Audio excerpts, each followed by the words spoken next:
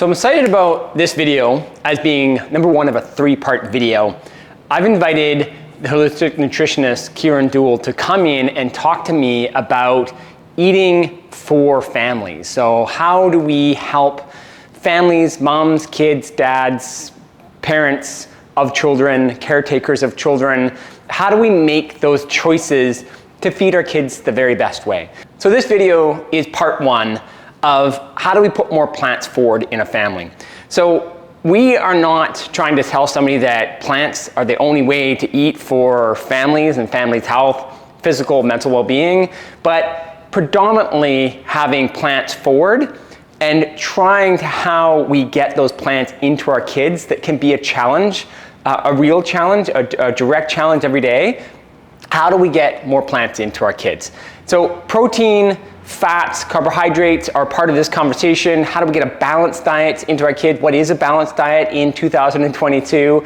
So today is talking about how do we get plants forward. Video number two is going to be getting to the root cause of some of the issues within, teens and kids that are kind of struggling with, sleep and nutrition and performance, and how do we uncover some of those issues deeper than the surface level. And then the third video that we've made is about how do we feed kids better food for lunches. So we've actually gone in the kitchen and made some food. So today is number one. Look out for number two and number three. I hope you love these series. Please let me know any questions or comments you have below and enjoy the video. Here is Kiran.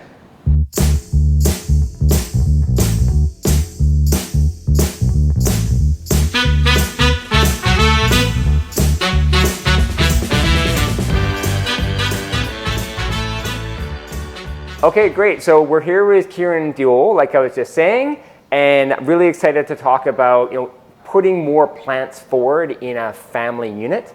And so really excited that you're here. Thank you. Thank you for having me. I'm excited to be here. Awesome. So can you tell me a little bit about what you do and how you're trained and your day-to-day life? Yes. So I'm a holistic nutritionist. Okay. I do have a bachelor's in science as well, and then I have a diploma in holistic nutrition.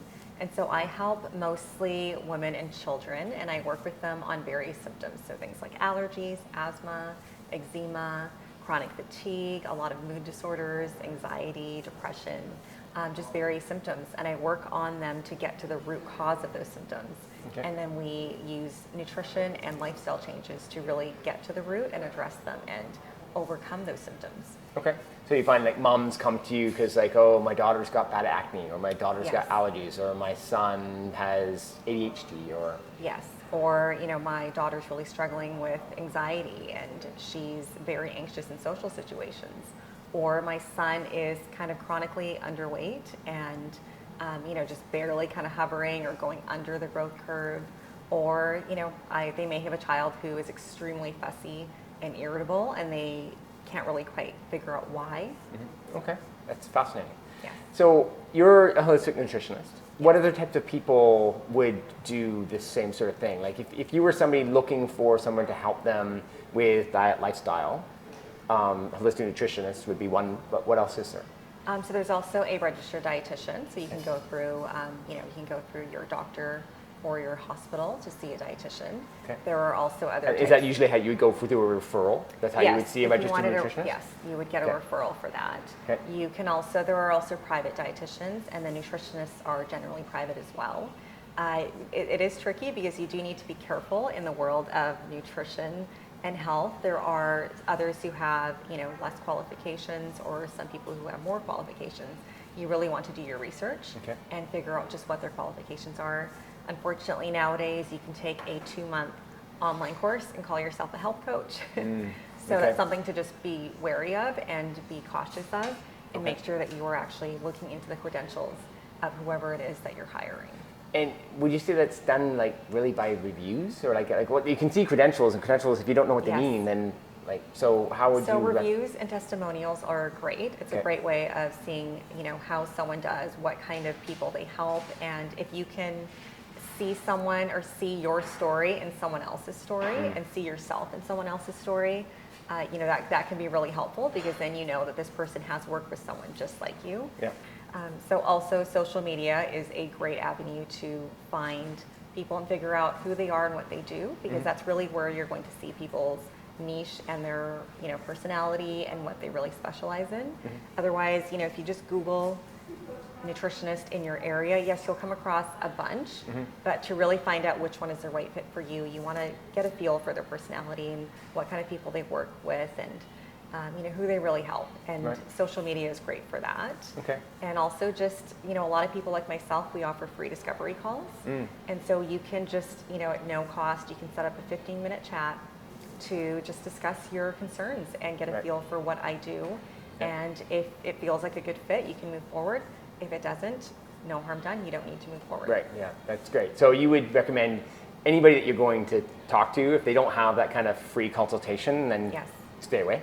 I would say be a little bit wary, because you really, it's an investment. So investing in your health and your nutrition, it's definitely an investment. It's not cheap. Yeah. And so you want to make sure that you are sure about the person that you're investing in. Yeah. And so that's why I offer those discovery calls, and a lot of other, dietitians and nutritionists offer those as well, for the same reason, because it is an investment, and you can't expect people to make that investment without at least getting somewhat of an idea of what they're in for. Okay.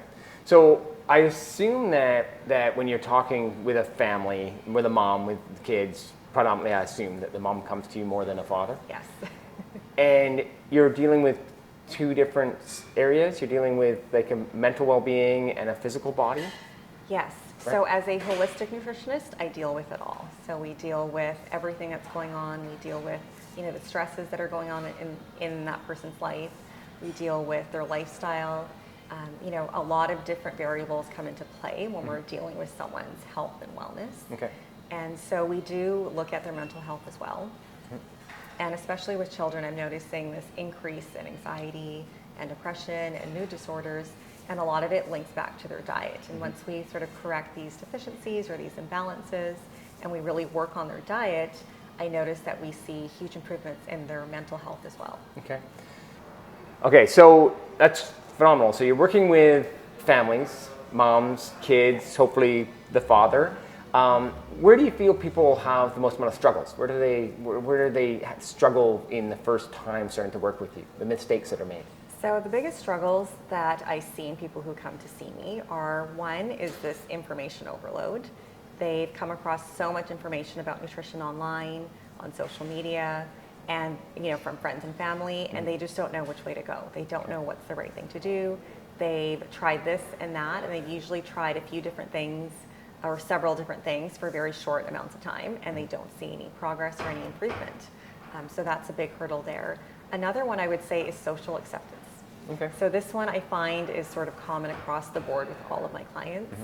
Because in a perfect world, we would be surrounded by people who think the same as us, and we're all health conscious and health oriented. But unfortunately, that's not the case. We are the minority, people who do tend to go down that route. And so when you first start to make changes, you do get some pushback. Okay, so is this like an example of like, a daughter in a family that with her own kids, and the mom is like, if you go more plant forward, where are you getting your protein? That kind of question? There's that as well, yes. There's also just, social events. So if you go to, your child's soccer game. Right, okay. And after school, this is actually with my clients. A lot of them were in soccer just recently, so this is a common one. After school, a lot of the parents are responsible for bringing treats for the kids. Right. They take turns. And unfortunately, the common treats are bags of chips or cookies, the traditional. Hot dogs. Yes. The traditional foods that they typically have been serving at these sorts of activities for a while. And so when you do start to become a bit more plant forward and your children don't eat that any longer, or say you don't necessarily want them eating that food every single week or twice or sometimes 3 times a week after a soccer game or practice, it can become a challenge. And when it's your turn to bring something, a lot of my clients will say that their kids will say, I don't want to be the only one that's bringing fruit, Mom. Like, can't you just pack chips like everybody else?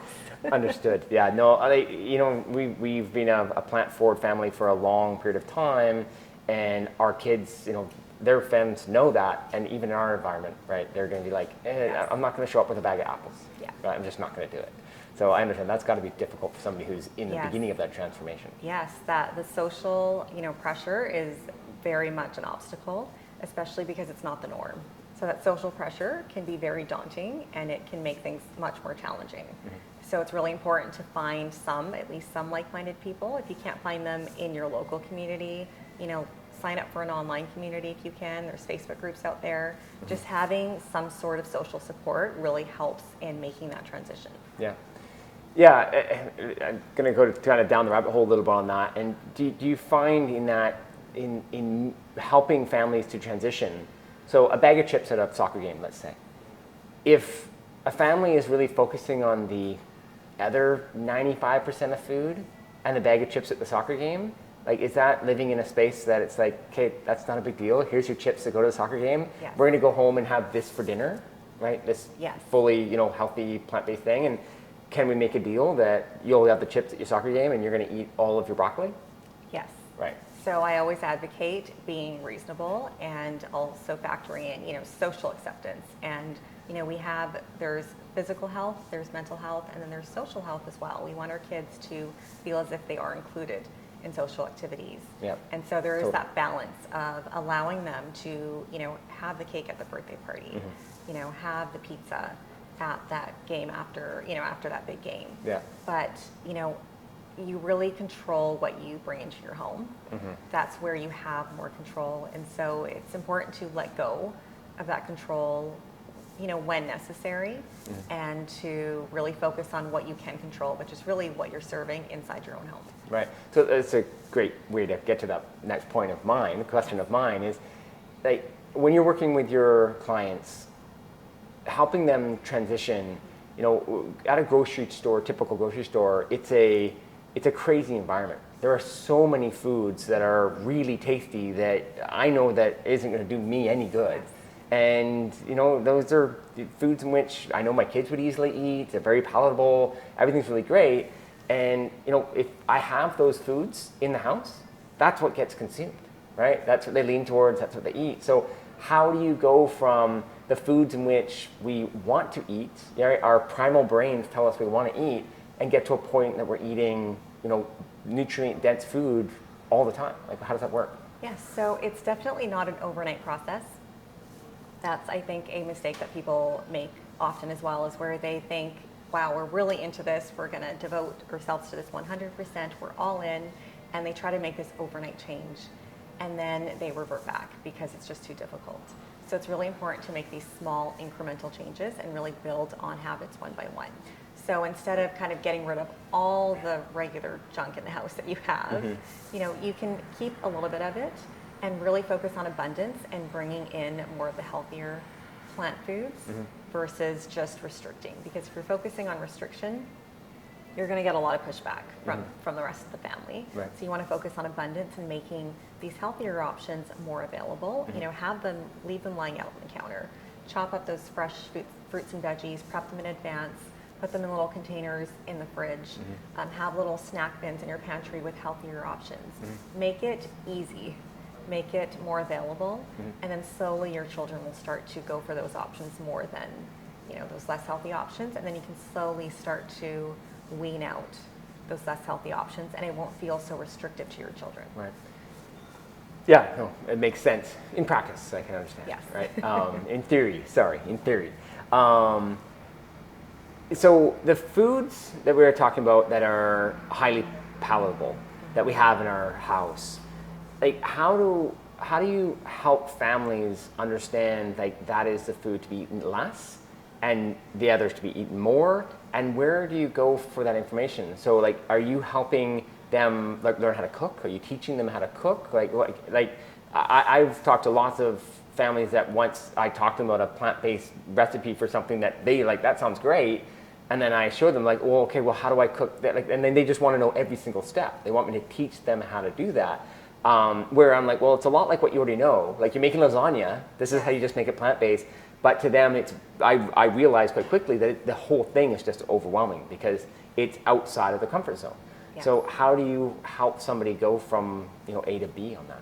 So I do offer meal plans to all of my clients because a lot of them really, I can tell them this is what you need to eat. This is the list of foods, but putting it together in a meal is a very different story, Right. as you know as well. I don't do cooking classes or cooking demos or any of that, but there are great, with your YouTube channel as well, is great for teaching people how to cook and the methods of cooking more plant-based foods. But it's really more getting them to make these, one-by-one swaps. So instead of saying, your entire meal needs to be plant-based, you can just swap out one thing. So swap out, say, half the meat portion, swap it out for more vegetables, or swap it out for a whole grain. And that's much more doable and much more manageable. But you're giving up some quality fat and protein for carbohydrates. How does that work? So we do need to balance the meals as well. So that's something that I work on with all of my clients. We need to teach them what a balanced meal looks like. So you need to have your protein in there. And plant proteins are your legumes, your tofu, your nuts and seeds. And all plants do have protein, but we do need to focus on the ones that are higher in protein and making sure that we include those in every single meal. And then you have your healthy fats, so your nuts and seeds, your oils, and your avocado and coconut, and all of those good healthy fats. And then you want your complex carbohydrates as well. So you've got your whole grains, your berries, vegetables. You want it to be balanced. And so we look at that as well. We look at designing a meal that we want to make sure that every component is there, because a lot of these issues that we see, they really stem from just that imbalance of having too much of one or not enough of another. And then you get these blood sugar fluctuations, you get a lot of different issues that sort of lead to this domino effect where you wouldn't think that, say, not having enough protein or not having enough fat would lead to someone, say, acne or hormonal issues or eczema, but it really stems from very basic things. And it's just when you continue to sort of make these mistakes day in, day out, it leads to much bigger problems. Well, this has all been fantastic. So in your clients who you work with, we talked to some of the struggles. What about some of the success stories? When you've seen people knock it out of the park, what does that look like? So it looks like, for example, just some recent, I have to keep confidentiality, but I'll give as much information as I can. I had a client who she was struggling with diarrhea and just chronic diarrhea and could not figure out what was causing it. So we worked. Was it diagnosed by somebody previously, like SIBO or something? No. So there's no previous diagnosis. It was just she was struggling with chronic diarrhea. They'd taken her to the doctor. There were no serious issues. So that's another note that I just want to go back to, is that you do need to see your doctor first. If you are struggling with any chronic symptoms, you want to rule out any major concerns, any major diseases or disorders. Cancer. Yes. But if those have been ruled out and it's really just a matter of, you need to eat better and the doctor can't really quite figure out what that underlying cause is, then that's when you want to see a dietitian or nutritionist. And this is where people probably get pushed away from the medical system because you're not chronic, you're not dying, so go away. Yes. So the medical system is great for acute, severe issues, but unfortunately for many people who are walking around just not feeling their best with chronic symptoms that aren't tied to some sort of disease or disorder yet, they're kind of lost in the middle. And so that's really where nutrition comes in to help them. And what I do really helps these people before they get to that point where they have a full-blown diagnosis or disease. Right. Because that will probably be the end. Yes. Okay. Yes. They're on that direction. They're on that path. Okay. Yes. So you were dealing with this lady. Yes. So chronic diarrhea, daughter was very kind of irritable and fussy, and she couldn't really figure out why.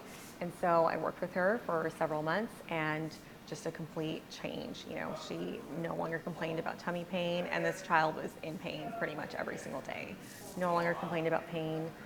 No longer was having diarrhea, was having solid, type 4 bowel movements. She was, much happier, and just an overall improvement, and the entire family feels it. So when one family member is not feeling their best, it kind of creates this ripple effect on the rest of the family. And so it really benefits the entire family. And I've had other, my group program, I have clients who I work mainly with the children, but I always love hearing stories where sometimes the moms will say, you know what, because we all started eating this way, my husband's cholesterol levels have just dropped. Or, I had high blood pressure before, and my blood pressure is just, so much better. And so that ripple effect, I find that is very common when you work with one family member. And if they start to see the changes and they start to make those changes in their diet as well, and naturally, you know, families tend to eat the same, you start to see that ripple effect and the whole family benefits from it. That's awesome. Do you think that and this is an unfortunate way of putting this, but do you think that a health issue, health scare, or a real concern motivates people more than anything else? Yes. So I remember when I first started out, I was so enthusiastic about, you know, helping people learn how to eat better before they ever had any problems at all. But that is not the case. The people who come to me are the ones who already have problems. They already have, you know, severe chronic symptoms. They may already have a diagnosis or a disorder, and they need some help balancing their nutrition to, you know, help kind of reduce some of the symptoms they're dealing with, or they are headed down that route and they're unfortunately pretty close to it. So I do wish people would seek help sooner rather than later. Yeah. It's much easier if you seek help sooner. It's much easier to prevent a problem rather than to fix it or reverse it. Yeah, do you think that the change is smaller that you need to make Yes. to go on a different pathway? Much smaller. It's much less intense. It's much less restrictive. So unfortunately, once someone is already pretty far down that path, it takes a much more restrictive and intensive approach to bring them back So to like, where they need to be. the girl with diarrhea, what was her trigger?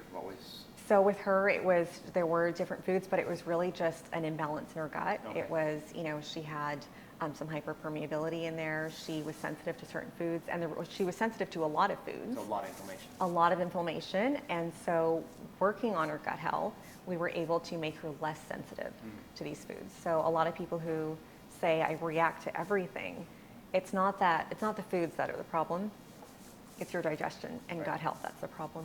Okay, and you did that with a 100% plant-based approach. Yes. Right, because there's definitely an argument, even a proven argument, that, you know, Dr. Will Cole would argue with you that, you know, restricting all plants and going to 100% meat diet would do the same thing.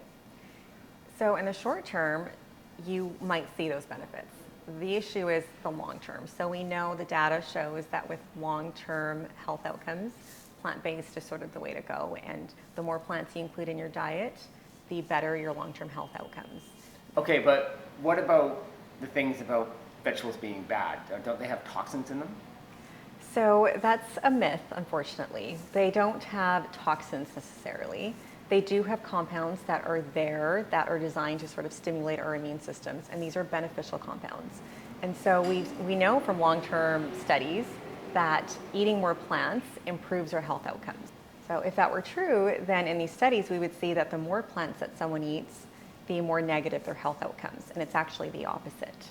Okay. So they're not toxic for us, they're not poisonous, they're not bad for us, plants are good, and the more we eat, the better. So the more plants you can introduce into your diet, the better your long-term health outcomes will be. Okay, that's great. Okay, well, I really appreciated you coming and talking about this. You know, family health, I think, is something in which we can all focus on all the time. Yes. Even myself, we focus on it on a daily basis. And, you know, there's pushback even in the healthiest families that I know. So I think this is a fantastic thing that you're doing of trying to help people along a certain pathway. So thank you for that. How can people get a hold of you if they want to talk to you? So they can reach out to me through my website. It's www.key2healthnc.com. I'm on Instagram, same name. It's at Key2HealthNC. That's probably where I'm most active. I also have a Facebook group for parents who just want to learn more about how to raise healthy plant-powered kids. And that's where I first met Kiran, and it's fantastic, by the way. That's called the Raising Healthy Plant-Powered Kids Facebook group.